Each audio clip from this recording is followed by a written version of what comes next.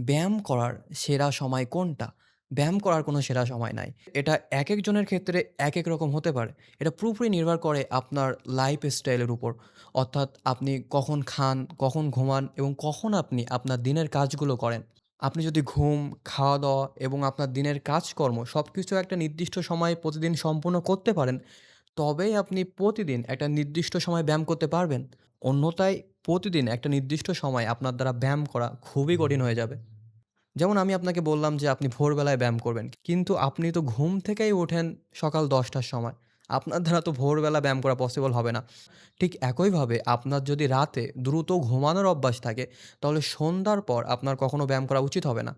এজন্য আপনি যদি সত্যিই প্রতিদিন একটা নির্দিষ্ট সময়ে ব্যায়াম করতে চান, তাহলে আপনাকে আগে সেই অনুযায়ী আপনার লাইফস্টাইলকে ঠিক করতে হবে। এরপর যদি আপনি ওজন কমাতে চান, তাহলে আপনি সকালবেলা খালি পেটে ব্যায়াম করতে পারেন। এতে করে আমাদের চর্বিগুলো দ্রুত গলে যাবে এবং যদি আপনি মাসল বিল্ড করতে চান, তাহলে আপনি বিকালবেলা ব্যায়াম করতে পারেন। কারণ বিকালবেলা আমাদের মাসল অ্যাক্টিভিটি এবং মাসল ফাংশন অনেক ভালো থাকে।